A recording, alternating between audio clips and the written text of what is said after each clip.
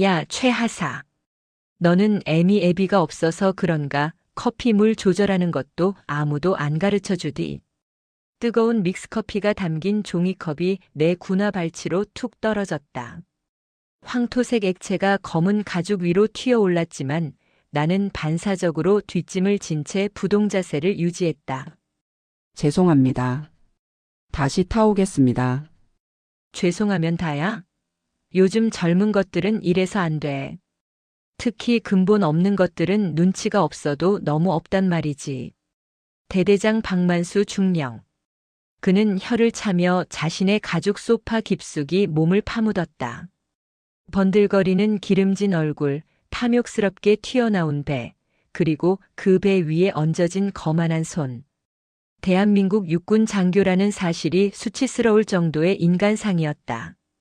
그는 내 가슴팍에 달린 명찰을 훑으며 비릿하게 웃었다. 최하현. 이름은 참 예쁜데 말이야. 부모가 지어준 이름도 아닐 거 아니야? 고아원은 원장이 지어주나? 입안 여린 살을 꽉 깨물었다. 비릿한 피맛이 혀끝에 감돌았다. 당장이라도 저 넥타이를 잡아채 책상에 쳐박고 소리치고 싶었다. 우리 아빠가 지어준 이름이다, 이 개자식아. 내 아버지는 육군 3군 단장 이태준 중장이다. 그리고 내 삼촌은 육군본부 헌병감 김정혁 소장이다. 내가 휴대폰을 꺼내 단축번호 1번을 누르는 순간 이 대대장실의 문짝을 뜯어내려 헬기 2대가 뜰 것이다. 박만수 중령 따위는 군복을 벗는 것으로 끝나지 않고 군사법원 피고석에 앉아 오줌을 지리게 만들 수 있다는 뜻이다. 하지만 나는 참아야 했다. 뭘 그렇게 꼬라봐? 눈 안 깔아? 아닙니다. 시정하겠습니다. 나는 고개를 숙이고 바닥에 쏟아진 커피를 휴지로 닦아내기 시작했다. 아버지의 반대를 무릅쓰고 임관한 하사 생활이었다. 장군의 딸이라는 계급장을 떼고 오직 내 실력으로 인정받고 싶었다. 그래서 신원 조회조차 어려운 고아 출신으로 위장해 이 최전방 야전 부대까지 흘러들어왔건만 현실은 시궁창이었다. 내가 배치받은 대대는 군인 정신이라고는 찾아볼 수 없는 쓰레기들의 집합소였다. 그 중에서도 대대장 박만수는 최악이었다. 내가 바닥을 닦느라 허리를 숙이자 박중령의 시선이 내 엉덩이와 허벅지 라인을 노골적으로 훑는 게 느껴졌다. 최하사는 운동을 해서 그런가 몸이 참 탄탄해. 여군들이 훈련 핑계대고 몸 관리 안 하는 꼴을 많이 봤는데 말이야. 밤에 외롭지 않나? 관사에 혼자 살면 무서울 텐데 대대장님이 가끔 순찰이라도 가줘야 하나? 명백한 성희롱이었다. 걸레질하던 손이 부들부들 떨렸다. 녹음기. 주머니 속에 있는 녹음기를 켜야 하나 수십 번 고민했다. 하지만 아직은 때가 아니었다. 이 인간이 저지르고 있는 짓은 단순한 성희롱이나 갑질 수준이 아니었기 때문이다. 다 닦았습니다. 그래. 나가봐. 아, 그리고 최하사. 박중령이 책상 위에 놓인 결제 서류를 턱짓으로 가리켰다. 보급관한테 가서 전해. 이번에 들어오는 707 부대 납품용 장비들 오늘 밤에 창고로 들어온다고. 보안 유지 철저히 하고 너도 가서 도와. 707 특수임무단으로 가는 장비들이 왜 우리 대대 창고를 거쳐갑니까? 나도 모르게 날카로운 질문이 튀어나갔다. 707 부대는 대테러 특수임무를 수행하는 최정예 부대다. 보급 체계가 우리 같은 일반 보병 대대와는 차원이 다르다. 굳이 이 전방 부대 창고에 장비를 하적했다가 다시 옮긴다는 건 상식적으로 말이 안 됐다. 내 질문에 박중령의 눈썹이 꿈틀했다. 그는 불쾌하다는 듯 미간을 찌푸리며 책상을 탁 내리쳤다. 야, 하사 나부랭이가 까라면 까지 말이 많아? 대대장이 시키면 군말 없이 따르는 게 군인 아니야? 어디서 고아 티를 내고 있어 자꾸. 교육을 못 받아서 위아래가 없나? 또다시 튀어나온 그놈의 고아 타령. 알겠습니다. 나가 보겠습니다. 나는 경례를 붙이고 대대장실을 빠져나왔다. 문이 닫히는 순간 안에서 낄낄거리는 웃음소리가 새어나왔다. 독한 년. 예쁘장하게 생겨서 꽉 막혔네. 쯧쯧. 복도를 걷는 내 군화 소리가 유난히 크게 울렸다. 주먹을 쥔 손바닥에 손톱 자국이 깊게 패였다. 나는 복도 끝 화장실로 들어가 세면대 물을 틀었다. 거울 속에 비친 내 얼굴은 분노로 벌겋게 달아올라 있었다. 찬물을 얼굴에 끼얹었다. 차가운 물방울이 뚝뚝 떨어지며 이성을 조금씩 되찾게 해주었다. 박만수 중령. 내가 방금 건드린 고아가 누군지 알면 넌 아마 기절초풍에서 혀를 깨물고 싶을 거다. 707 부대 장비가 왜 여기로 오냐고. 거울 속에 나를 노려보며 중얼거렸다. 냄새가 난다. 아주 구린 냄새가. 박만수 중령은 전역을 1년 앞두고 있다. 진급이 막힌 말년 중령이 퇴역 후를 대비해 한탕 크게 하려는 징후가 곳곳에서 포착되고 있었다. 만약 그가 손대려는 것이 군납 비리, 그것도 최정예 요원들의 목숨이 달린 장비라면 이야기는 달라진다. 그건 단순한 범죄가 아니라 매국 행위다. 주머니 속에서 진동이 울렸다. 발신자 표시 제한. 하지만 나는 이 번호가 누군지 안다. 아빠. 받을까 말까. 휴대폰을 쥔 손에 힘이 들어갔다. 지금 당장 아빠 나 너무 힘들어. 라고 한마디만 하면 된다. 그러면 오늘 저녁이라도 당장 번쩍이는 별들이 줄지어 내려와 박만수의 목을 칠 것이다. 하지만 통화 버튼 위에서 맴돌던 엄지손가락을 거두었다. 아직 확실한 물증이 없다. 심증만으로는 저 능구렁이 같은 인간을 완벽하게 끝장낼 수 없다. 조금만 더 참자, 최하현.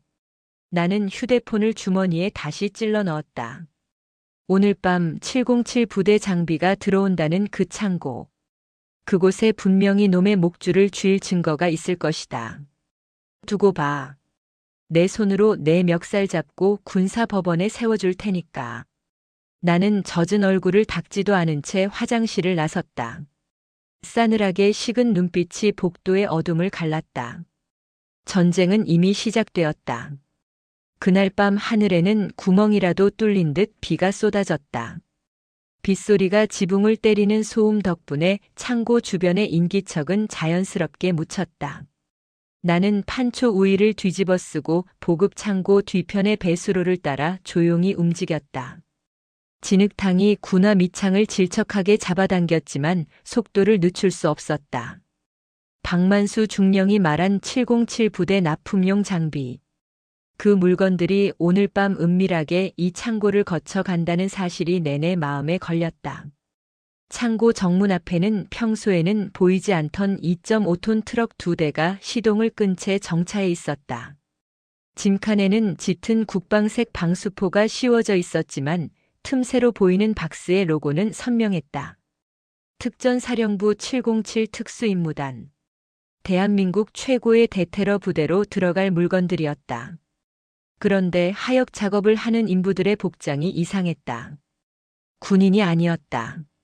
사복을 입은 건장한 남성들이 낄낄거리며 박스를 내리고 창고 안쪽에 있던 다른 박스들을 트럭에 싣고 있었다. 일명 박스가리. 나는 배수로 턱에 몸을 바짝 붙이고 스마트폰을 꺼냈다. 빗물이 액정 위로 떨어져 터치가 잘 먹히지 않았지만 떨리는 손으로 카메라 줌을 당겼다. 어이 조심해. 그거 하나에 얼마짜린지 알기나 해. 깨지면 내가 물어낼 거야. 트럭 조수석에서 내린 남자가 인부에게 소리쳤다. 그 목소리는 낯익었다. 우리 대대 군수과장이었다. 박만수 중령의 오른팔이자 예스맨. 그가 민간업자들과 섞여서 작업을 지휘하고 있었다. 과장님, 이거 무게가 너무 가벼운데요? 진짜 방탄판 맞습니까? 인부 중 한 명이 박스를 툭 치며 물었다. 아, 시끄러워. 그냥 싫어. 어차피 훈련용이라 폼만 나면 돼. 진짜는 저기 구석에 처박아 놨으니까 건드리지 말고. 군수과장의 대답에 내 심장이 쿵 내려앉았다. 훈련용이라고. 707 부대가 훈련용과 작전용을 구분해서 납품받는다는 소리는 들어본 적이 없다. 그들은 실전과 동일한 장비로 훈련한다. 이건 명백한 횡령이자 사기였다. 나는 숨을 죽이고 그들이 창고 안으로 들어간 틈을 타 트럭 쪽으로 기어갔다. 빗소리가 내 발소리를 감춰주었다. 트럭 뒤편에 아직 실리지 않은 박스 하나가 놓여 있었다. 나는 주머니에서 맥가이버 칼을 꺼내 박스 테이프를 조심스럽게 그었다. 찍 소리가 빗소리에 묻혔다. 박스를 열자 검은색 방탄조끼 플레이트가 드러났다. 겉보기에는 멀쩡해 보였다. 하지만 들어보는 순간 알 수 있었다. 너무 가벼웠다. 이건 플라스틱이잖아. 진짜 세라믹 방탄판이라면 묵직해야 했다. 나는 칼끝으로 플레이트 귀퉁이를 살짝 긁어보았다. 쇠를 긁는 소리가 아니라 플라스틱 긁히는 둔탁한 느낌이 났다. 이건 비비탄 총알이나 막을 수 있을까 말까 한 서바이벌 게임용 모조품이었다. 피가 거꾸로 솟는 기분이었다. 특수임무를 수행하는 요원들에게 이딴 걸 입혀서 사지로 내몰 셈인가. 총알이 빗발치는 테러 현장에서 이 조끼를 입은 요원이 총격이라도 당한다면 그건 살인이나 다름없었다. 나는 떨리는 손으로 가짜 방탄판의 사진을 찍고 박스에 적힌 시리얼 넘버를 촬영했다. 그리고 다시 테이프를 대충 붙여놓고 뒤로 물러나려던 찰나였다. 번쩍. 강력한 손전등 불빛이 내 얼굴을 정통으로 비췄다. 누구야? 거기 누구 있어? 군수과장의 고함이 빗줄기를 뚫고 들려왔다. 나는 반사적으로 몸을 돌려 어둠 속으로 뛰었다. 잡아! 저 새끼 잡아! 진흙탕이 튀어오르고 등 뒤에서 거친 발소리가 따라붙었다. 심장이 터질 것 같았다. 하지만 잡힐 수는 없었다. 이 증거를 가지고 나가야 했다. 나는 익숙한 지형지물을 이용해 영내 쓰레기장 뒤편으로 몸을 날렸다. 역겨운 음식물 쓰레기 냄새가 코를 찔렀지만 참고 숨을 죽였다. 저벅저벅. 군화 소리가 바로 옆까지 다가왔다. 젠장, 어디로 쥐새끼처럼 숨었어? 얼굴 봤냐? 비 때문에 잘 못 봤습니다.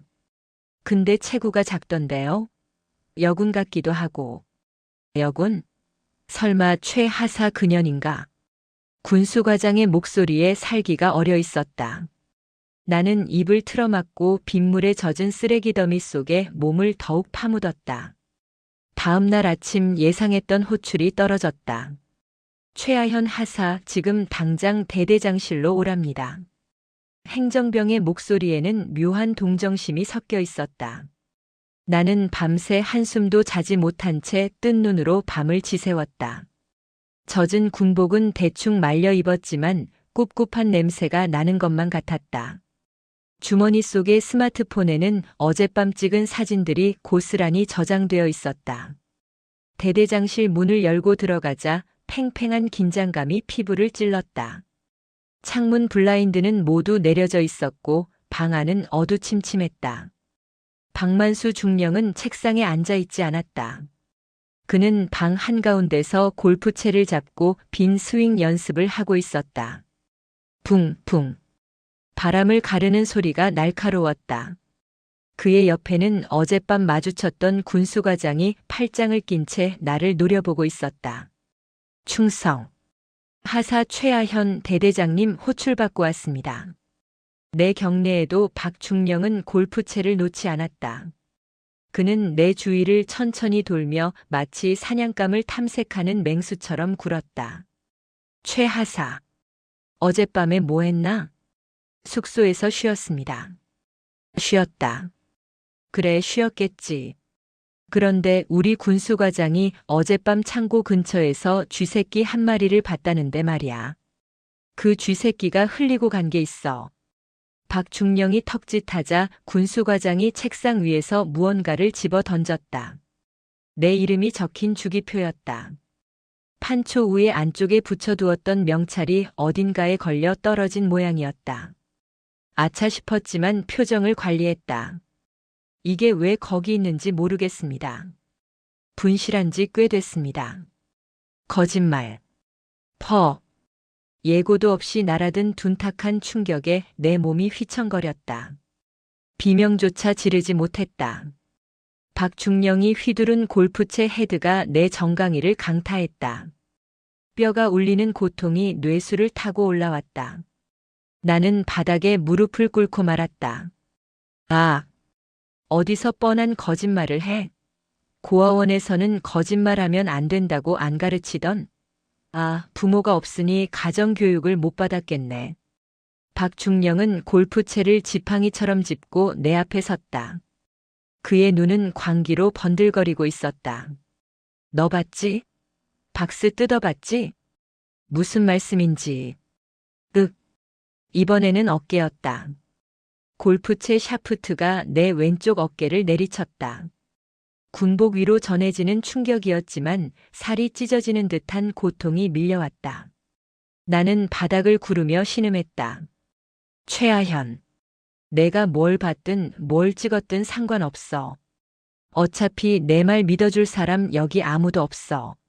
너 같은 근본 없는 계집의 말을 믿을까 아니면 이 부대 지휘관인 내 말을 믿을까? 그는 골프채로 내 턱을 들어 올렸다.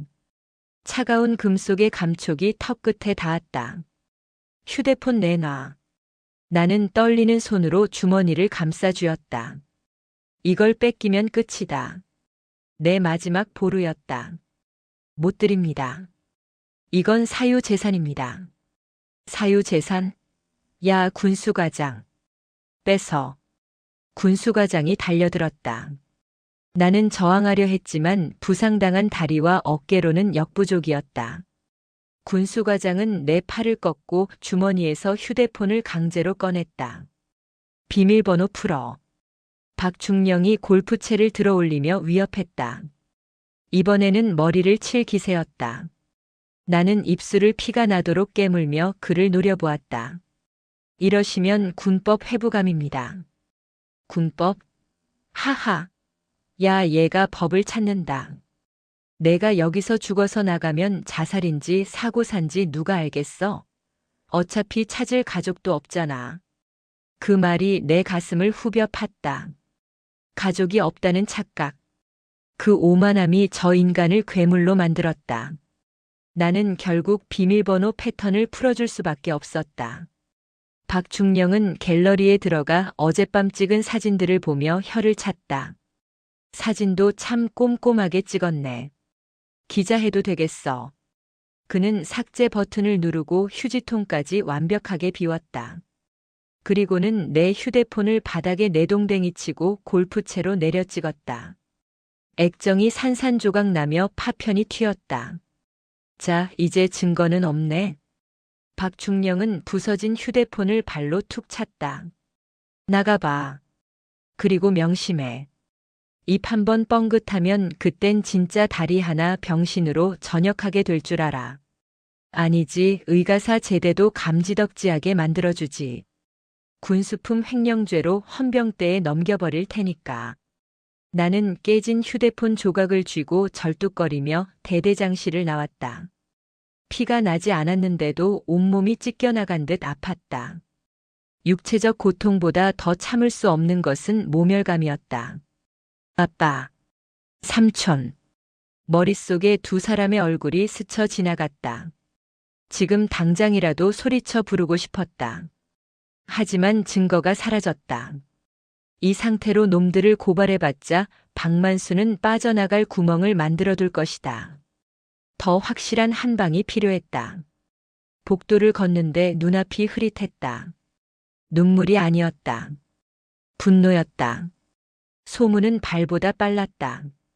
대대장실에서 나온 지 1시간도 채 되지 않아 부대 내에는 내가 보급 창고에서 물건을 훔치려다 걸려서 대대장에게 참교육을 당했다는 소문이 파다하게 퍼졌다. 저기 봐. 최하사야. 도둑질하다 걸렸다며? 와, 진짜? 생긴 건 멀쩡하게 생겨서 손버릇이 나쁘네. 가정 환경이 불우하면 어쩔 수 없나 봐. 결핍이 범죄로 이어진다잖아. 식당에 들어서자 병사들과 간부들의 수군거림이 벌떼 소리처럼 귓가에 윙윙거렸다. 평소 나와 친하게 지내던 김 중사조차 내가 식판을 들고 다가가자 슬그머니 자리를 피해 다른 테이블로 옮겨갔다. 철저한 고립이었다. 박만수 중령은 나를 사회적으로 매장시킬 작정이었다.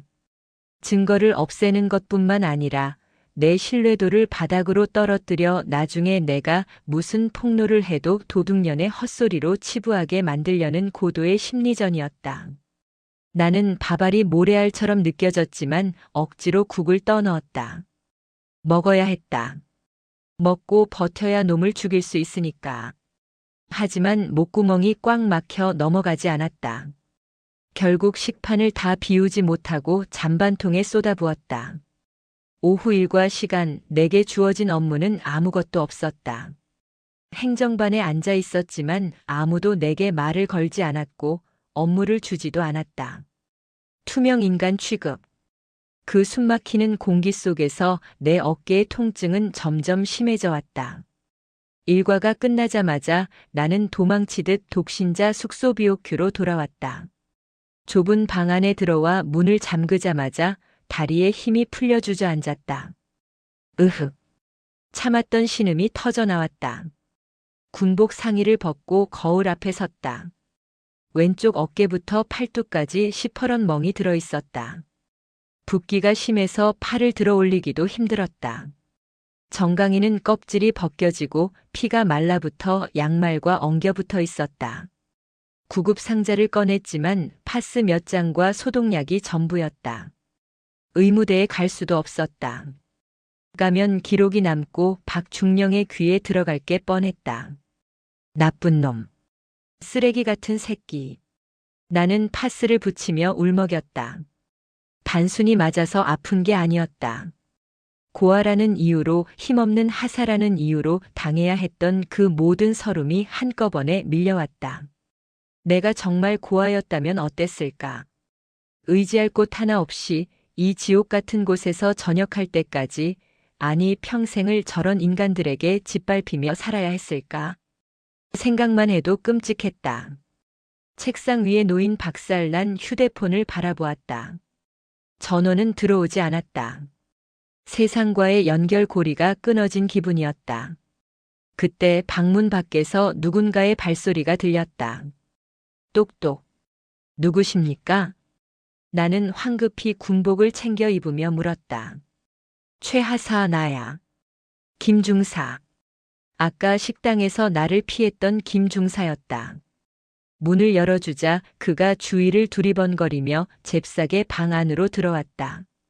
그의 손에는 검은 비닐봉지가 들려 있었다. 문 잠가. 누가 보면 곤란해. 그는 비닐봉지에서 차가운 캔커피와 샌드위치, 그리고 연고 하나를 꺼내 책상 위에 올려두었다. 이거. 바르고 좀 쉬어. 김 중사님. 미안하다. 아까는. 대대장 눈이 하도 무서워서 아는 척을 할 수가 없었어. 너도 알잖아. 그 양반 뒤끝 장난 아닌 거. 그는 한숨을 내쉬며 의자에 걸터 앉았다. 너 진짜 훔치려고 했던 거 아니지? 나 너 믿어. 1년 동안 같이 근무했는데 내가 내 성격 모르겠냐. 그 한마디에 왈칵 눈물이 쏟아질 뻔했다. 벼랑 끝에서 만난 지푸라기 같은 위로였다. 감사합니다. 근데 최하사. 그냥 눈 딱 감고 전출 신청해라. 대대장이 너 작정하고 담그려는 것 같아. 707 장비 건드린 것 때문에 저러는 거라며? 소문은 횡령으로 났지만 알만한 사람들은 다 알아. 내가 뭐 보다가 걸려서 찍힌 거라고. 김 중사의 말에 귀가 번쩍 뜨였다. 알만한 사람들은 다 안다고요? 그래. 군수가 애들 술 마시면 떠들고 다니잖아. 대대장이랑 과장이랑 뭐 해먹는 것 같다고. 근데 다들 쉬쉬하는 거지. 똥이 무서워서 피하냐 더러워서 피하지. 너도 괜히 정의감 불태우다가 다치지 말고 피해. 김중사는 내 어깨를 토닥여주고는 황급히 방을 나갔다. 방 안에 다시 정막이 흘렀다. 하지만 아까와는 달랐다. 김중사의 말에서 희망을 봤다. 나만 알고 있는 게 아니었다. 모두가 알고 있지만 침묵하고 있을 뿐이다. 그 침묵을 깰 트리거만 있다면 박만수의 성은 모래성처럼 무너질 것이다. 나는 서랍 깊숙한 곳에서 예전에 쓰던 구형 공기계 폰을 꺼냈다. 다행히 충전기는 맞았다. 전원을 켜고 와이파이를 잡았다. 메신저 앱을 깔고 로그인을 했다. 수많은 알림이 떴지만 다 무시했다. 나는 주소록에서 우리 아빠라고 저장된 번호를 찾지 않았다. 대신 다른 번호를 검색했다. 김정혁 소장님. 나의 삼촌이자 헌병감. 비리 수사의 귀신. 아빠에게 연락하면 당장 군단을 이끌고 쳐들어오시겠지만 그건 감정적인 복수가 될 수도 있다. 하지만 삼촌은 다르다. 삼촌은 법과 규정으로 놈을 뼈와 살을 분리해 놓을 수 있는 사람이다. 나는 떨리는 손가락으로 메시지 창을 열었다. 그리고 길게 쓰지 않았다. 삼촌, 나 아현이. 707 납품 장비 비리 증거 찾다가 대대장한테 골프채로 맞았어. 휴대폰도 부서졌고. 나 좀 구해줘. 전송 버튼을 눌렀다. 일이 사라지기까지는 채 3초가 걸리지 않았다. 곧바로 화면에 보이스톡 요청이 떴다. 나는 심호흡을 하고 통화 버튼을 눌렀다. 아현아, 너 지금 어디야? 몸은? 다친 데는 괜찮아? 평소 냉철하던 삼촌의 목소리가 미세하게 떨리고 있었다. 그 목소리를 듣자마자 참아왔던 울음이 터져나왔다. 삼촌, 나 너무 아파. 흐흑. 지금 당장 위치 말해. 그리고 방문 잠그고 아무도 들이지 마. 지금 출발한다. 전화 너머로 다급한 외침이 들렸다. 야, 특임대 출동 준비해. 헬기 띄워. 당장. 밤은 깊었지만 이제 곧 여명이 밝아올 것이다. 박만수, 내가 누리는 마지막 평온한 밤이 되길 바란다. 내일 해가 뜨면 내 세상은 지옥으로 변해 있을 테니까. 삼촌과의 통화가 끊긴 지 불과 10여 분도 지나지 않았을 때였다. 쾅쾅거리는 소리와 함께 숙소 문이 거칠게 열렸다. 문고리가 벽에 부딪히며 낸 파열음이 좁은 방 안을 울렸다. 들어온 것은 군수과장과 당직 사관, 그리고 헌병 완장을 찬 병사 2명이었다. 그들의 표정은 마치 중범죄자를 체포하러 온 듯 살벌했다. 최하현 하사 일어나. 군수과장이 턱짓으로 나를 가리켰다. 나는 침대에 걸터앉아 부어오른 다리를 감싸 쥐고 있었다. 도망칠 곳도 숨을 곳도 없는 독신자 숙소의 싸늘한 공기가 내 목을 조여왔다. 무슨 일입니까? 일과 시간도 끝났습니다. 무슨 일이냐고. 내가 더 잘 알 텐데. 대대장님 지시다. 군수품 횡령 및 상관 모욕 혐의로 영창 입창 대기다. 따라와. 영창. 그 단어가 주는 무게감에 심장이 쿵 내려앉았다. 정식 징계위원회가 열리기도 전에 신체의 자유를 구속하겠다는 건 나를 아예 외부와 차단해 입을 막아버리겠다는 의도였다. 정식 절차도 없이 이게 무슨 짓입니까? 혐의가 입증된 것도 아니지 않습니까? 시끄러워. 대대장이 까라면 까는 거짓말이 많아. 야, 얘 끌어내. 헌병 병사들이 쭈뼛거리며 다가왔다. 그들도 내심 이 상황이 부당하다는 걸 알고 있는 눈치였지만 장교인 군수과장의 명령을 거역할 수는 없었을 것이다. 병사 하나가 내 팔을 잡으려 하자 나는 거칠게 그 손을 뿌리쳤다. 내 발로 갑니다. 손대지 마세요. 나는 욱신거리는 정강이 통증을 참으며 자리에서 일어났다. 절뚝거리는 걸음으로 그들을 따라 나서자 복도에 나와 있던 다른 간부들이 힐끔거리며 나를 쳐다봤다. 경멸, 호기심 그리고 약간의 동정. 그 시선들이 화살처럼 날아와 내 등에 꽂혔다. 나를 데려간 곳은 대대 본부 건물 지하에 있는 임시 유치장이었다. 곰팡이 냄새가 진동하고 습기가 찬 지하 감옥. 평소에는 사고 친 병사들을 가두는 곳이었지만 오늘은 나 혼자였다. 철창문이 닫히고 자물쇠가 잠기는 소리가 들렸다. 조사 끝날 때까지 여기서 반성하고 있어. 밥은 넣어줄 테니까. 군수과장은 비열한 웃음을 흘리며 사라졌다. 어둠 속에 홀로 남겨진 나는 차가운 시멘트 바닥에 주저앉았다. 무릎을 감싸 안고 벽에 기대자 참아왔던 공포가 밀려왔다. 삼촌이 온다고 했다. 아빠도 알게 될 것이다. 하지만 그들이 오기까지 걸리는 시간 동안 저 악마 같은 박만수 중령이 무슨 짓을 할지 알 수 없었다. 여기서 쥐도 새도 모르게 죽임을 당하고 자살로 위장된다면? 그런 끔찍한 상상이 꼬리에 꼬리를 물었다. 그 시각 서울 용산구 국방부 청사 인근의 육군본부 헌병감실. 대한민국 육군 헌병의 총책임자인 김정혁 소장은 전화기를 내려놓은 손을 부들부들 떨고 있었다. 그의 평소 냉철하고 이성적인 눈빛은 사라지고 활활 타오르는 불길만이 남아있었다. 감히 내 조카를. 그는 책상 위에 놓인 유리 찻잔을 자신도 모르게 움켜쥐었다. 쩌적 소리와 함께 찻잔이 산산조각 났다. 날카로운 유리가 손바닥을 찔러 피가 흘러내렸지만 김 소장은 고통조차 느끼지 못하는 듯 했다. 아현이가 어떤 아이인가. 하나뿐인 형님네 부부가 사고로 세상을 떠난 뒤 형님의 친구이자 동기인 이태준 장군이 입양의 친딸 이상으로 금지옹엽 키운 아이다. 이태준이 군단장으로 나가 있는 동안 서울에 있는 자신에게 아연이는 눈에 넣어도 아프지 않을 친족 하나 다름없었다. 그런 아이가 뼈가 부러질 정도로 맞았다. 그것도 골프채로. 김정혁 소장은 피 묻은 손을 닦지도 않고 인터폰을 눌렀다. 헌병감입니다. 지금 즉시 중앙수사단 특임대 2개 팀 그리고 과학수사팀 소집하십시오. 헬기 2대 대기시키고 목적지는 12사단 예하 37대대입니다. 10분 내로 출발합니다. 알겠습니다. 그런데 헌병감님 해당 부대는 군단 관할이라 사전 협조가. 협조? 지금 내 조카가 아니 우리 군의 하사가 비리를 고발하려다 감금 폭행을 당했어. 협조 따위는 가서 구한 다음에 구한다. 당장 띄워.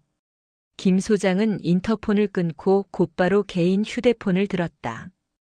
저장명 호랑이 형님. 바로 3군 단장 이태준 중장이었다. 신호가 가는 동안 김 소장의 목숨이 타들어가는 것 같았다. 이 사실을 알게 된 이태준 중장이 얼마나 폭주할지 상상조차 되지 않았기 때문이다. 정혁아. 웬일이냐? 나 지금 야외 기동 훈련 중인데. 수화기 너머로 헬기 소음과 전차의 굉음이 섞여 들려왔다. 이태준 중장의 목소리는 힘찼지만 김 소장은 침을 꿀꺽 삼켰다. 형님, 놀라지 말고 들으십시오. 아현이 일입니다. 아현이? 우리 딸한테 무슨 일 생겼어? 주변의 소음이 순식간에 잦아든 것 같은 착각이 들 정도로 이태준의 목소리가 낮게 깔렸다. 아현이가 지금 근무하는 대대에서 감금당했습니다. 대대장이란 놈이 707 납품 비리를 저질렀는데 아현이가 그걸 목격하고 증거를 잡으려다 들켰답니다. 그래서 그놈이 골프채로 아현이를 때렸답니다. 어깨랑 다리를. 많이 다친 것 같습니다. 휴대폰도 부서져서 간신히 공기계로 저한테 연락이 왔습니다. 살려달라고. 전화기 너머에서 긴 침묵이 흘렀다. 그 침묵은 폭풍 전야의 고요함보다 더 무거웠다. 숨소리조차 들리지 않는 정적 끝에 지옥 밑바닥에서 긁어올린 듯한 목소리가 들려왔다. 어떤 새끼냐? 37대대장 박만수 중령입니다. 박만수. 기억해뒀다. 형님, 제가 지금 수사단 이끌고 가고 있습니다. 제가 가서 법대로 처리하겠습니다. 형님은 진정하시고. 법대로 처리해? 야, 김정혁. 이태준의 목소리가 벼락처럼 터져 나왔다. 내 딸이 골프채로 맞았어. 피멍이 들고 뼈가 다쳤다고. 그런데 웃기지 마라. 지금 내 예하 기계화 보병여단이 훈련 중이지? 기수 돌린다. 형님, 그러시면 안 됩니다. 군 병력을 사적으로 움직이시면. 사적? 이게 사적인 일이야? 군납 비리, 그것도 특수작전용 장비 비리를 적발한 내부 고발자를 보호하러 가는 거다. 군단장 권한으로 해당 부대 지휘권을 박탈하고 직접 타격한다. 뚝. 전화가 끊겼다. 김정혁 소장은 끊긴 전화기를 멍하니 바라보다가 벌떡 일어났다. 큰일 났다. 진짜 전쟁 나겠어. 그는 서둘러 정복 재킷을 걸치고 집무실을 뛰쳐나갔다.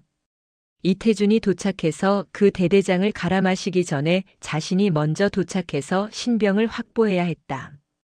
그렇지 않으면 오늘 밤 대한민국 육군 역사상 전무후무한 장군에 의한 대대장 즉결 처형이 일어날지도 모를 일이었다. 같은 시각 지하 유치장. 나는 차가운 바닥에 웅크린 채 오들오들 떨고 있었다. 시간이 얼마나 지났는지 알 수 없었다. 그때 철창 너머로 발소리가 들렸다. 군수과장이 아닌 낯선 병사의 발소리였다. 최 하사님. 작은 속삭임. 고개를 들어보니 평소 나를 잘 따르던 보급계원 강일병이었다. 그는 주위를 두리번거리더니 초코바 하나를 철창 사이로 밀어넣었다. 이거라도 드십시오. 저녁도 안 줬다면서요. 강일병. 고마워. 근데 너 여기 온 거 걸리면 혼나. 괜찮습니다. 다들 대대장님 욕하고 있습니다. 최 하사님이 도둑질할 뿐 아니란 거 병사들은 다 압니다. 힘내십시오. 강일병의 눈가가 촉촉했다. 그 작은 초코바 하나가 내게는 천만금보다 무겁게 느껴졌다. 강일병, 지금 밖은 어때? 분위기 안 좋습니다. 대대장님이 내일 아침에 급하게 징계위원회 연다고 간부들 다 소집했습니다. 아마 바로 파면시키려고 작정한 것 같습니다. 파면. 군인 신분을 박탈당하는 최고 수위의 징계. 그렇게 되면 나는 민간인 신분이 되어 군사법원이 아닌 민간법정에서 싸워야 하고 그 과정에서 증거가 인멸될 가능성은 더 커진다. 박만수는 내가 군인일 때 끝장을 보려는 게 아니라 아예 군에서 쫓아내고 입을 막으려는 것이다. 알았어. 얼른 가봐. 고마워. 강일병이 사라지고 나는 다시 어둠 속에 남겨졌다. 초코바를 손에 쥐고 나는 다짐했다. 절대로 무너지지 않겠다고. 내일 아침 그 징계위원회가 놈의 무덤이 되게 만들겠다고. 그때였다. 아주 멀리서 하지만 분명하게 들려오는 소리가 있었다.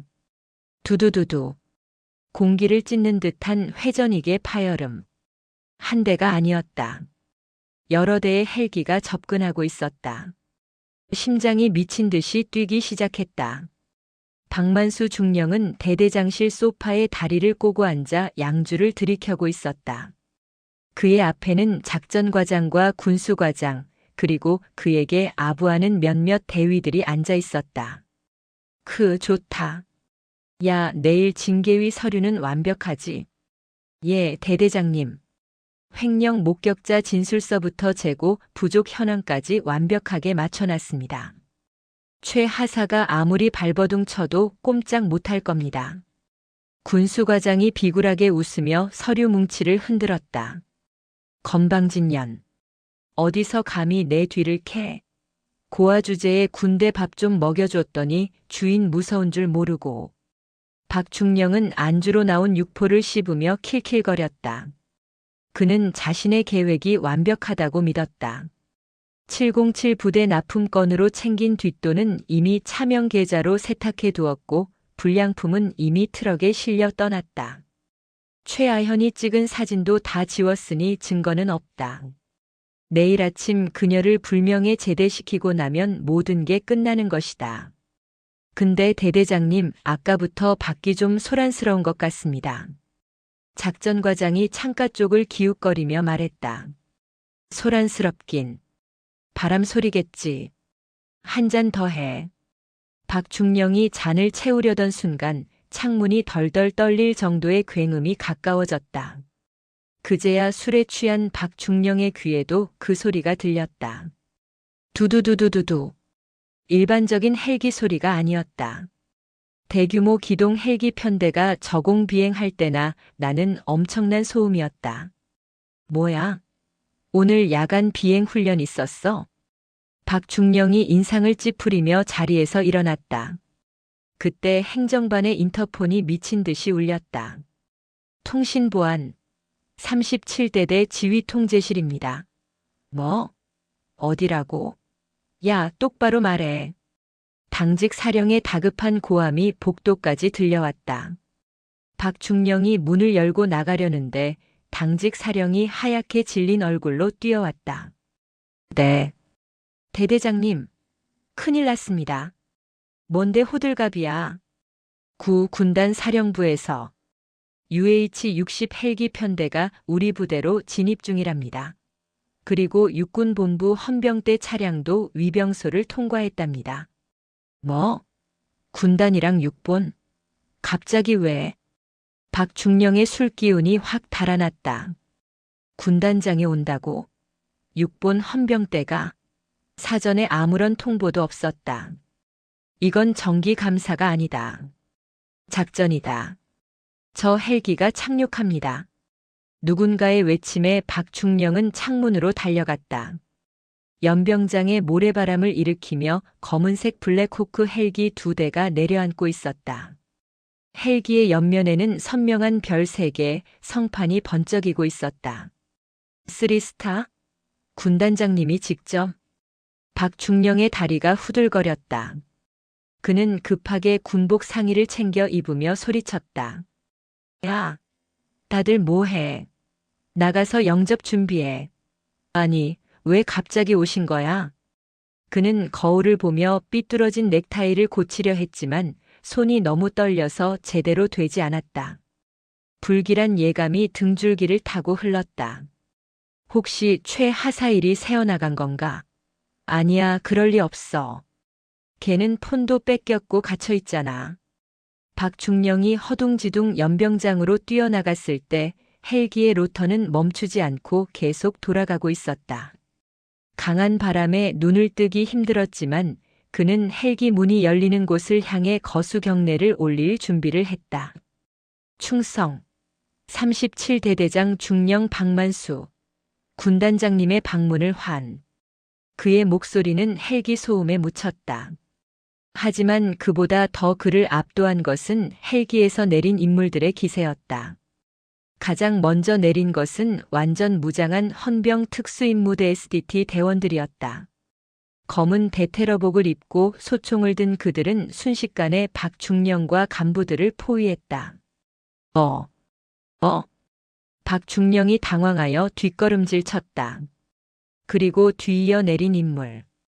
베레모를 깊게 눌러쓴 중년의 남성. 어깨에는 은색 별 3개가 번쩍이고 있었다. 3군단장 이태준 중장이었다. 그의 표정은 사람이 아니었다. 먹잇감을 노리는 호랑이, 아니 건드려서는 안 될 영린을 건드린 용의 분노 그 자체였다. 그의 뒤를 이어 또 다른 헬기에서 별 2개를 단 장군이 내렸다. 헌병감 김정혁 소장이었다. 박중령은 숨이 턱 막혔다. 군단장과 헌병감이 동시에 그것도 한밤중에 무장 병력을 이끌고 대대급 부대에 들이닥치다니. 이건 전시 상황이나 다름없었다. 이태준 중장은 박중령의 경례를 받지도 않고 성큼성큼 다가왔다. 군화 발소리가 박중령의 심장을 밟는 듯 했다. 자네가 박만수인가? 이태준의 목소리는 낮았지만 헬기 소음을 뚫고 박중령의 고막을 때렸다. 예, 그렇습니다, 군단장님. 내 딸 어디 있나? 예.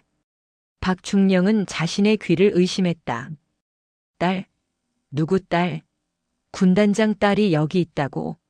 못 들었나? 내 딸 최아현 하사 어디 있냐고 물었다. 쿵. 박중령의 머릿속에서 거대한 종이 울렸다. 최아현. 고아라던 최아현. 백 없고 돈 없어서 만만하게 보고 괴롭혔던 그 최아현이 군단장의 딸이라고. 그게 무슨. 최하사는 고아. 닥쳐. 옆에 있던 김정혁 소장이 소리쳤다. 내 놈이 고아라고 무시하고 골프채로 때린 그 아이가 내 조카이자 군단장님의 따님이다. 지금 당장 최하사 데려와. 아니, 내가 직접 간다. 특임대. 지하 유치장으로 이동한다. 김 소장의 지시에 특임대원들이 본청 건물로 뛰어들어갔다. 박중령은 다리에 힘이 풀려 그 자리에 주저앉고 말았다. 바지가 축축하게 젖어 들어갔다. 망했다. 이건 꿈이야. 말도 안 돼. 잠시 후 지하에서 특임대원들의 부축을 받으며 절뚝거리는 누군가가 걸어 나왔다. 흑투성이가 된 군복, 헝클어진 머리카락, 그리고 퉁퉁 부은 한쪽 눈. 최아현이었다. 이태준 중장의 눈이 딸의 모습을 보는 순간 크게 흔들렸다. 그는 뛰어가듯 다가가 딸을 와락 끌어안았다. 천하의 맹장이라 불리는 그의 눈에서 굵은 눈물이 떨어졌다. 아현아.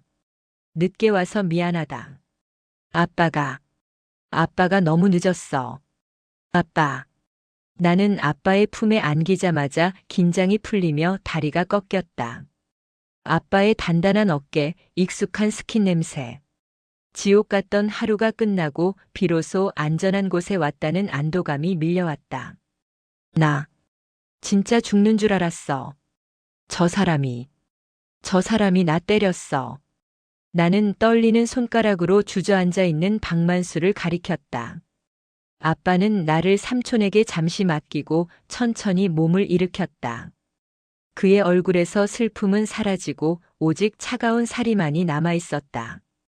이태준 중장은 박만수에게 걸어갔다.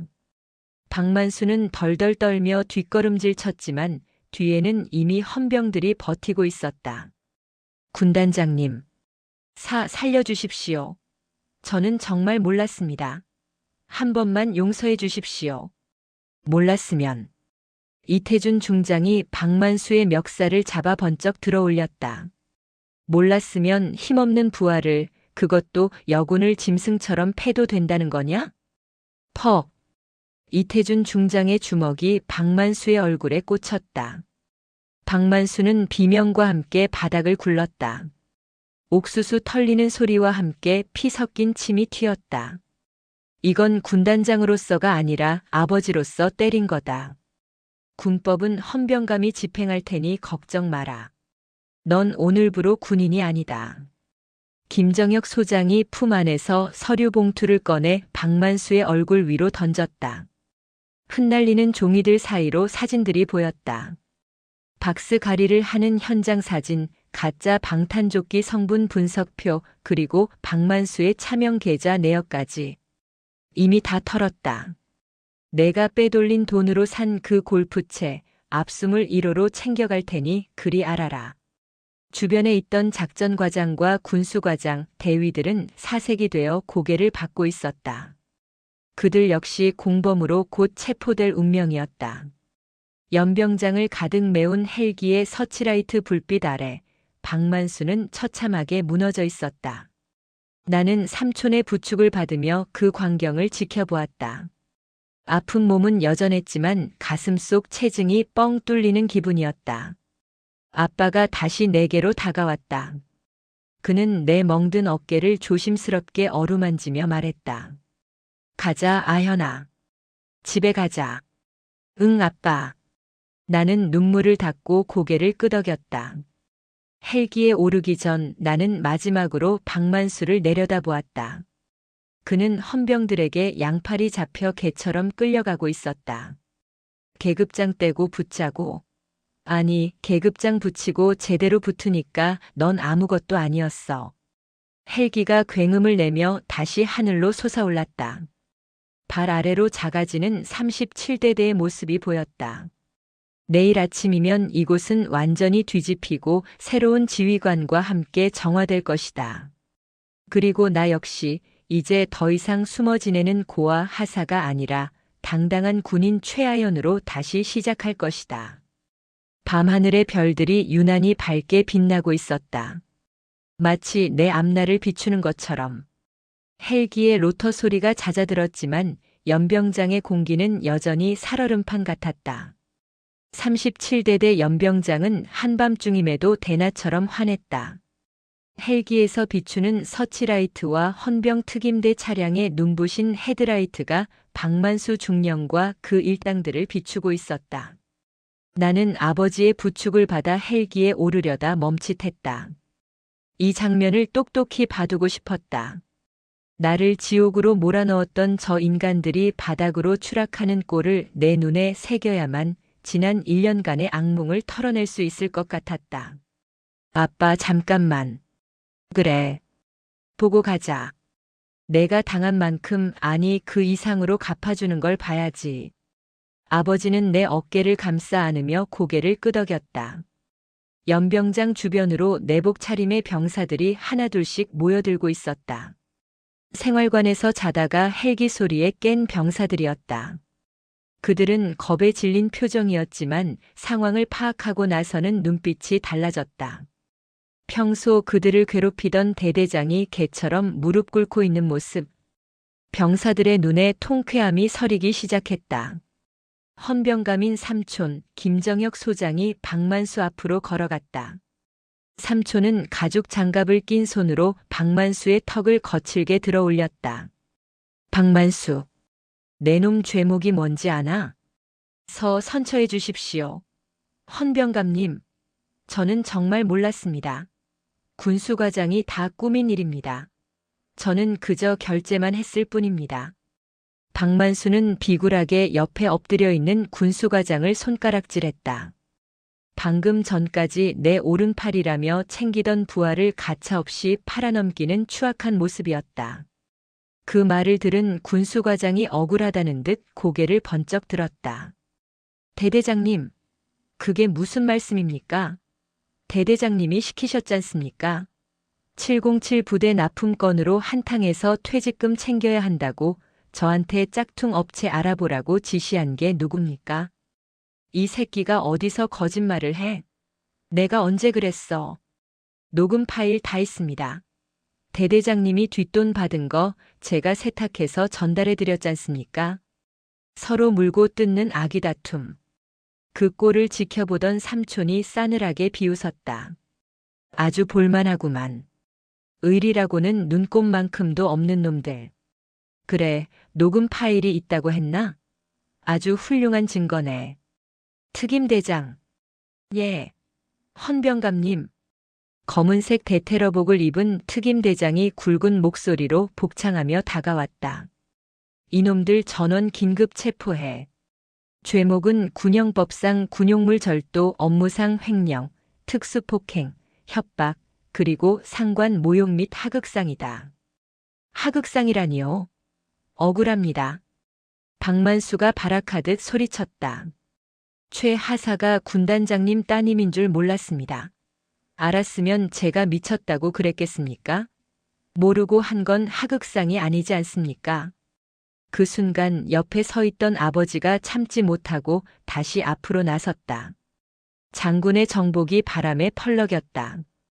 아버지는 군화발로 박만수의 명치를 걷어찼다. 억소리와 함께 박만수가 뒤로 나뒹굴었다. 모르고 했으면 용서가 된다. 야, 이 새끼야. 내 딸인 걸 몰랐으면 힘없고 배경 없는 하사한테는 그래도 된다는 거냐? 내 놈이 입고 있는 그 군복이 부끄럽지도 않아? 부하를, 그것도 가장 약한 위치에 있는 부하를 보호하기는커녕 착취하고 폭행해. 너 같은 놈은 군인이 아니라 조폭만도 못한 양아치야. 아버지는 주위 병사들을 둘러보며 목소리를 높였다. 여기 있는 병사들도 봐라. 너희를 지휘하던 대대장이란 자가 자신의 비리를 덮기 위해 부하에게 누명을 씌우고 폭력을 행사했다. 이게 대한민국 장교의 수준이라고 생각하지 마라. 이놈은 썩은 고름이다. 내가 오늘 이 고름을 도려내러 왔다. 병사들 사이에서 웅성거림이 퍼졌다. 누군가가 작게 박수를 쳤다. 그 박수 소리는 순식간에 파도처럼 번져나갔다. 짝짝짝짝. 연병장을 가득 메운 박수 소리. 그것은 박만수에 대한 탄핵이자 정의 구현에 대한 환호였다. 박만수는 그 박수 소리를 들으며 절망적인 표정으로 고개를 떨구었다. 자신의 왕국이었던 37대대에서 그는 이제 가장 비참한 죄인이 되어 있었다. 특임대원들이 박만수와 군수과장 그리고 작전과장에게 수갑을 채웠다. 은색 수갑이 철컹거리며 잠기는 소리가 유난히 청아하게 들렸다. 끌고 가. 삼촌의 명령에 특임대원들이 그들을 짐짝처럼 일으켜 세웠다. 박만수는 질질 끌려가면서도 나를 향해 고개를 돌렸다. 최하사. 아니, 영애님. 한 번만 살려주세요. 제가 죽을 죄를 지었습니다. 제발 아버님께 말씀 좀 잘 드려서. 나는 그 추한 얼굴을 똑바로 응시했다. 어제까지만 해도 나를 벌레 보듯 하며 골프채를 휘두르던 자였다. 중령님. 아니, 박만수 씨. 내 목소리는 차분했지만 그 안에는 끓어오르는 분노가 담겨 있었다. 고아라서 가정교육 못 받았다고 하셨죠? 네, 저는 부모님 백 믿고 설치는 거 싫어서 숨기고 살았습니다. 그런데 당신이 가르쳐줬네요. 쓰레기한테는 쓰레기에 맞는 대우를 해주는 게 참교육이라는 걸요. 죄가 남김없이 다 받으세요. 감옥에서 썩어 문드러질 때까지. 박만수의 눈동자가 흔들리더니 이내 체념한 듯 빛을 잃었다. 그는 헌병 호송버스에 구겨지듯 태워졌다. 그와 함께 비리에 가담했던 간부들이 줄줄이 연행되었다. 연병장에 남은 것은 깨끗해진 공기와 멍하니 서 있는 병사들, 그리고 죄 없는 초급 간부들 뿐이었다. 아버지는 남아있는 부대원들을 향해 거수 경례를 올렸다. 미안하다. 못난 지휘관을 임명해서 너희를 고생시켰다. 내일부터 새로운 대대장이 올 것이다. 편안하게 다시 자도록. 충성. 병사들의 경례 소리가 밤하늘을 찔렀다. 그 목소리에는 진심이 담겨 있었다. 아버지는 다시 내게로 돌아왔다. 가자, 우리 딸. 이제 진짜 집에 가자. 우리는 헬기에 올랐다. 블랙호크의 엔진 소리가 다시 커지고 기체가 공중으로 떠올랐다. 창밖으로 멀어지는 부대의 풍경이 보였다.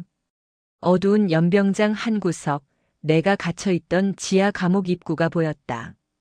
이제 다시는 저곳에 돌아갈 일이 없다. 아니, 돌아가더라도 그때는 피해자가 아니라 승리자로서 당당하게 갈 것이다. 나는 창문에 이마를 대고 흐르는 눈물을 닦았다. 아버지가 내 손을 꼭 잡아주셨다. 그 손의 온기가 차갑게 식었던 내 마음을 녹여주었다. 눈을 떴을 때는 익숙한 하얀 천장이 보였다. 소독약 냄새와 함께 가습기의 부드러운 수증기가 느껴졌다. 국군 수도병원 VIP 병실이었다. 몸을 일으키려 하자 욱신거리는 통증이 느껴졌다. 어깨와 다리에는 두툼한 붕대가 감겨 있었고 팔에는 수액 주사가 꽂혀 있었다. 일어났냐? 병실 소파에 앉아 신문을 보고 있던 아버지가 안경을 벗으며 다가왔다. 밤새 간호를 하셨는지 정복 상의는 벗어둔 채 셔츠 차림이었고 눈밑이 퀭했다. 천하의 3군 단장이 딸의 병간호를 하느라 쪽잠을 잔 것이다. 아빠. 훈련은?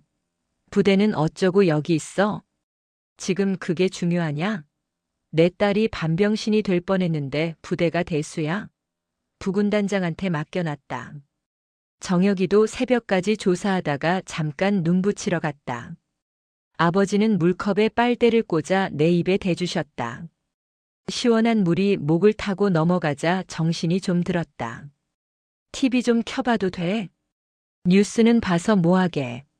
머리 아프게. 보고 싶어. 그 인간 어떻게 됐는지. 아버지는 못 이기는 척 리모컨을 건네주셨다. 전원을 켜자마자 뉴스 채널에서는 속보 자막이 흐르고 있었다. 속보 현역 육군 중령, 수십억 대 군납 비리 및 부하 여군 폭행 혐의 긴급 체포 앵커 육군 모부대 대대장이 특수임무단에 납품될 방탄 장비를 불량품으로 바꿔치기하고 이를 목격한 부하 여군을 감금 폭행한 충격적인 사건이 발생했습니다. 특히 피해 여군은 해당 부대를 관할하는 군단장의 딸로 밝혀져 군 당국이 발칵 뒤집혔습니다. 화면에는 모자이크 처리된 박만수가 포승줄에 묶여 헌병대로 끌려가는 장면이 나왔다. 기자들이 마이크를 들이대며 질문을 쏟아내고 있었다. 혐의 인정하십니까? 여군 하사를 골프채로 폭행한 게 사실입니까? 군단장 딸인 걸 알고도 그러셨습니까?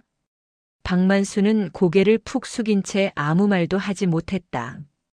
그 당당하고 오만하던 모습은 온데간데 없고 그저 초라한 범죄자 한 명이 있을 뿐이었다. 꼴 좋다. 나도 모르게 웃음이 나왔다. 저놈 헌병대 지하 조사실에서 아주 영혼까지 털리고 있다더라. 정혁이가 직접 신문하고 있어. 아버지의 말에 나는 눈을 반짝였다. 나 거기 가보고 싶어. 뭐? 안 돼. 요양해야지 어딜 간다고. 직접 가서 해줄 말이 있어. 내 입으로 마무리 짓고 싶어. 그래야 내 속이 풀릴 것 같아. 아빠 부탁이야. 나의 간절한 눈빛에 아버지는 한숨을 내쉬었다. 고집은 누굴 닮아서. 알았다. 대신 휠체어 타고 가. 삼촌한테는 내가 말해놓으마.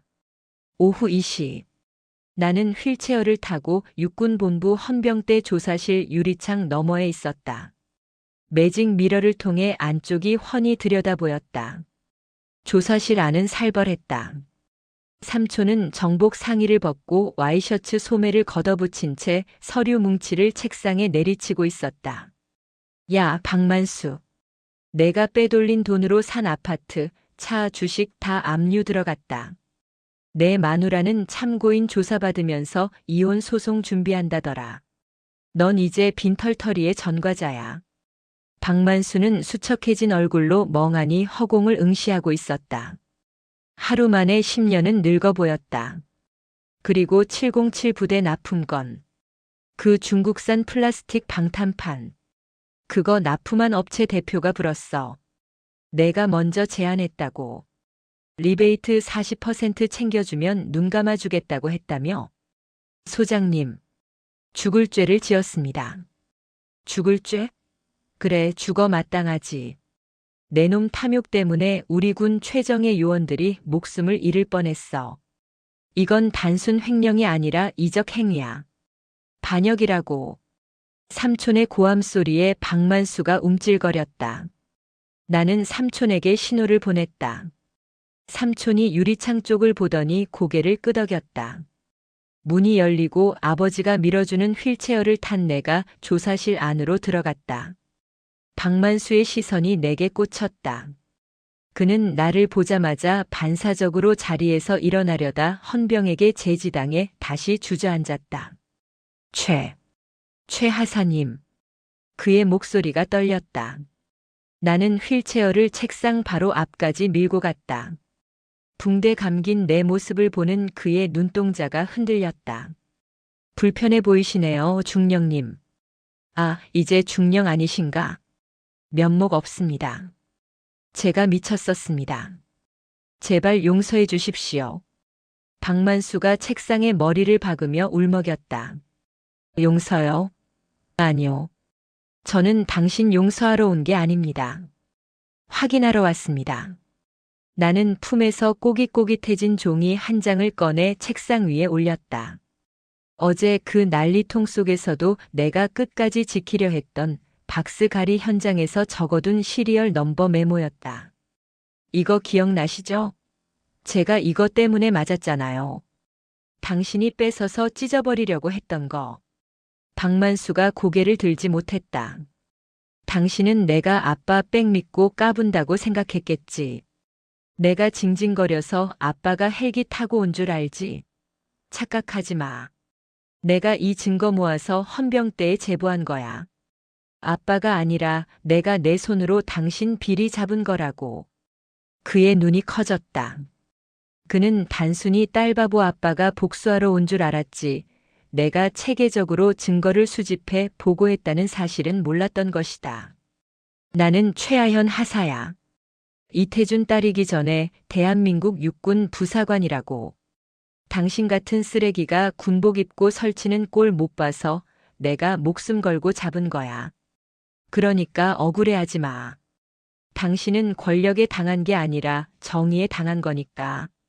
내 말에 박만수는 입을 벌린 채 아무 말도 하지 못했다. 그의 마지막 자존심 재수가 없어서 권력자에게 당했다는 핑계마저 내가 산산조각 내버린 것이다. 삼촌, 이제 됐어. 나가자. 나는 미련 없이 휠체어를 돌렸다. 뒤에서 박만수의 흐느끼는 소리가 들려왔지만 돌아보지 않았다. 조사실을 나오자 복도 창문으로 따사로운 햇살이 쏟아지고 있었다. 아버지가 내 어깨에 손을 올리며 미소 지었다. 우리 딸 말 잘하네. 누구 딸인지 참 똑똑해. 당연하지. 누구 딸인데. 우리는 마주보며 웃었다. 통쾌했다. 묵은 체증이 싹 내려가는 기분이었다. 이제 뭐 할 거니? 전역할 거야? 아빠는 내가 군 생활 그만했으면 좋겠는데. 아버지의 조심스러운 물음에 나는 고개를 저었다. 무슨 소리야? 이제 시작인데. 나 이번에 비리 적발 공로로 포상받을 거라며? 훈장 받고 특진도 시켜준다며? 뭐? 너 계속 군인 하겠다고? 당연하지. 나 707 갈 거야. 뭐? 아버지와 뒤따라 나온 삼촌이 동시에 소리쳤다. 이번 사건 겪으면서 느꼈어. 나는 현장이 맞아. 그리고 내가 구한 그 장비들 제대로 쓰이는지 가서 확인해야지. 707역은 특임대 지원할 거야. 아빠 백 말고 내 실력으로. 당황하는 두 장군의 얼굴을 보며 나는 환하게 웃었다. 그래, 이것이 나의 길이다. 고아 행세하며 숨죽여 살던 최하현은 죽었다. 이제는 비리를 때려잡은 영웅이자 실력으로 무장한 진짜 군인 최하현의 시대가 올 것이다. 나는 붕대 감긴 손으로 경례를 붙였다. 나 자신에게 그리고 새로운 미래에게. 최하현 하사 아니 중사 진급 예정자. 707 입대를 명받았습니다. 끝이 아닌 더 화려하고 멋진 시작이었다. 계절이 바뀌어 병원 창밖에 가로수들이 초록빛을 띠기 시작했다. 나는 3개월간의 긴 병원 생활과 재활 치료를 마치고 퇴원 수속을 밟았다. 뼈가 부러졌던 정강이는 단단하게 붙었고 찢어졌던 어깨 근육도 다시 팽팽하게 힘이 들어갔다. 짐은 내가 들마. 넌 손 하나 까딱하지 마. 아빠는 내 더플백을 뺏어들며 엄살을 피우셨다. 아빠, 나 다 나았어. 의사 선생님이 이제 격투기 해도 된다고 했다니까? 시끄러워. 내 눈엔 아직도 환자야. 그리고 오늘 아주 중요한 날이잖아. 컨디션 조절해야지. 그렇다. 오늘은 육군본부 대강당에서 포상 수여식이 있는 날이었다. 육군본부로 향하는 관용차 안에서 나는 말끔하게 다림질된 정복을 매만졌다.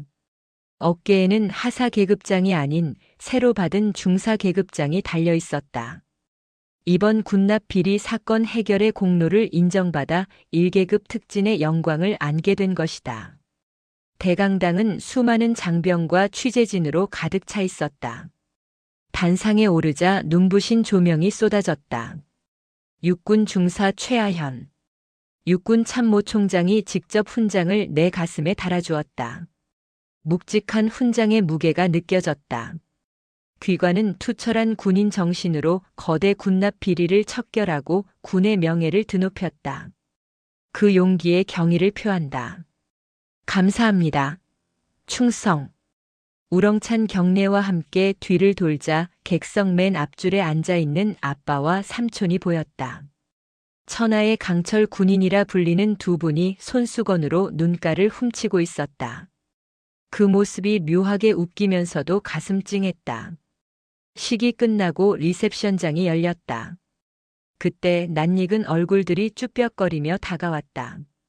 37대대 보급계원 강일병과 예전 동료들이었다. 최 중사님. 강일병, 너 휴가 나왔어? 중사님 상 받으신다고 해서 포상 휴가 받아서 왔습니다. 진짜 축하드립니다. 강일병은 꽃다발을 건네며 울먹였다. 부대 정말 많이 바뀌었습니다. 새로 오신 대대장님은 합리적이시고 병사들 복지도 엄청 좋아졌습니다. 다 중사님 덕분입니다. 그 말을 듣는 순간 지난 1년간의 서름이 눈 녹듯 사라지는 것 같았다. 내가 흘린 피와 땀이 헛되지 않았다는 증거였다. 나는 강일병의 등을 두드려주며 웃었다. 고맙다. 남은 군 생활 건강하게 잘해라. 동료들과 인사를 나누고 돌아오는 길, 나는 아빠와 삼촌을 조용한 벤치로 불렀다. 드릴 말씀이 있어요. 뭔데? 뭐 갖고 싶은 거 있냐? 차 사줄까? 아빠가 들뜬 목소리로 물었다. 나는 고개를 저으며 품에서 지원서 한 장을 꺼냈다. 특전사령부 707 특수임무단 선발 지원서. 지원서를 본 아빠의 눈이 동그랗게 커졌다. 너, 이거 진심이냐? 그냥 하는 소리가 아니었어? 응. 나 다리도 다 나았고 체력 측정 기록도 특급으로 만들어놨어. 37대대에서 겪은 일로 깨달은 게 있어. 비리를 잡는 것도 중요하지만 나는 현장에서 직접 뛰며 내 사람들을 지키는 게 더 좋아. 삼촌이 지원서를 뺏어들며 혀를 내둘렀다. 독한 녀석. 그 몸으로 언제 체력 검정 준비를 다 했냐? 형님 말려도 소용없겠는데요. 눈빛 좀 보세요. 형님 젊었을 때랑 판박이입니다. 아빠는 한참 동안 나를 바라보다가 깊은 한숨과 함께 미소를 지었다. 그래. 이태준 딸이 어디 가겠냐? 대신 약속해라. 아빠 백 믿고 들어갔다는 소리 안 나오게 수석으로 수료해. 안 그러면 내 딸이라고 어디 가서 자랑도 안 할 거니까. 당연하지. 수석은 따놓은 당상이야. 나는 지원서를 흔들며 자신만만하게 웃었다. 이제는 누군가의 딸이 아닌 대한민국 최고의 특수부대원이 되기 위한 새로운 도전이 시작되고 있었다. 6개월 후. 707. 안 되면 되게 하라. 진흙탕 속에서 거친 함성이 울려 퍼졌다. 707 특수임무단 선발훈련의 마지막 관문인 지옥주 훈련장. 며칠째 잠 한숨 못 자고 밥도 제대로 못 먹은 교육생들의 몰골은 처참했다. 하지만 내 눈빛만은 형형하게 살아있었다. 온몸이 진흙 범벅이고 군복은 찢어졌지만 나는 가장 선두에서 30kg 군장을 메고 달리고 있었다. 12번 교육생. 힘들면 포기해.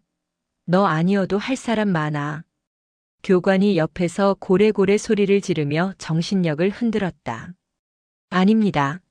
할 수 있습니다. 나는 악에 바친 목소리로 대답하며 속도를 높였다. 포기? 그 단어는 내 사전에 없다. 박만수 같은 인간들에게 무시당하던 시절을 생각하면 이 정도 고통은 간지러운 수준이었다. 보고 있나? 이게 바로 최하현이다. 결승선이 보였다.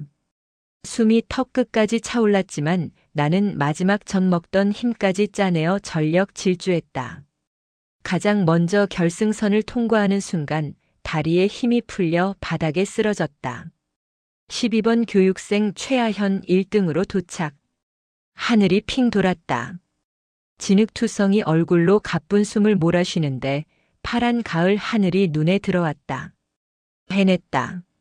진짜 실력으로 그 누구의 도움도 없이 대한민국 최정예 부대의 일원이 된 것이다. 수료식 날 연병장에는 검은 베레모를 쓴 정예 요원들이 도열해 있었다. 나는 단상에 올라 교육생 대표로 수료 신고를 했다. 중사 최하현 2026년 10월 25일부로 707 특수임무단 전입을 명받았습니다. 이에 신고합니다. 충성. 단상 아래에서 흐뭇하게 바라보는 아빠와 삼촌의 얼굴이 보였다. 아빠는 이번에는 울지 않으려고 입술을 꽉 깨물고 계셨지만 이미 눈가가 붉어져 있었다. 수료식이 끝나고 외박을 나왔다. 메뉴는 내가 노래를 불렀던 소뚜껑 삼겹살. 식당 구석 자리에서 지글지글 고기 굽는 소리와 함께 소주잔 부딪히는 소리가 경쾌하게 울렸다. 우리 딸 진짜 장하다. 707이라니. 이제 아빠보다 싸움 더 잘하는 거 아니냐? 아빠가 상추쌈을 크게 싸서 내 입에 넣어주셨다. 에이, 아직 군단장님 따라가려면 멀었지. 근데 아빠 그 소식 들었어? 무슨 소식? 박만수 말이야. 삼촌이 빈잔에 술을 채우며 피식 웃었다. 아, 그 녀석. 징역 15년 확정났다. 항소했는데 기각됐어. 횡령 액수가 워낙 크고 죄질이 나빠서 판사도 혀를 내두르더군. 거기다 이혼당하고 위자료로 전 재산 다 털려서 출소해도 갈 곳 없는 신세야. 감옥에서 아주 모범수로 쥐 죽은 듯이 지내고 있다더라. 15년이라. 꽤 길래. 그것도 짧아. 내가 당한 거 생각하면 무기징역을 살려도 시원찮은데. 아빠는 여전히 분이 안 풀리는지 삼겹살을 우적우적 씹으셨다. 나는 소주 한 잔을 털어넣으며 시원하게 웃었다. 됐어. 이제 그 사람은 내 기억 속에서 아웃이야. 내 인생에 중요하지 않은 사람이니까. 오, 쿨한데? 역시 특수부대원은 멘탈이 달라. 삼촌이 엄지를 치켜 세웠다. 식당 텔레비전에서는 군 관련 뉴스가 나오고 있었다. 우리가 해결했던 방산 비리 사건 이후 군 내부 자정작용으로 장병들의 처우가 개선되고 있다는 훈훈한 뉴스였다. 화면 하단에 내 이름은 나오지 않았지만 나는 그것으로 충분했다. 세상은 변하고 있다. 그리고 그 변화의 시작점에 내가 있었다. 자, 건배하자. 우리 아현이의 새로운 시작을 위하여, 그리고 정의로운 대한민국 육군을 위하여. 위하여. 세 사람의 잔이 경쾌하게 부딪혔다. 알싸한 소주가 목을 타고 넘어갔지만 끝맛은 달콤했다. 나는 창밖을 바라보았다. 거리에는 평화로운 일상을 보내는 사람들이 지나가고 있었다. 저 평화를 지키기 위해 나는 내일 다시 검은 베레모를 쓰고 훈련장으로 향할 것이다. 더 이상 외롭지 않다. 내 뒤에는 든든한 가족이 있고 내 옆에는 생사를 함께할 전우들이 있으며 내 안에는 그 무엇에도 꺾이지 않을 단단한 자부심이 있으니까. 행복하다. 나도 모르게 튀어나온 말에 아빠와 삼촌이 동시에 나를 바라보며 환하게 웃었다. 그 웃음이 세상 그 어떤 훈장보다 빛나 보였다. 이것이 나의 진짜 해피엔딩이다.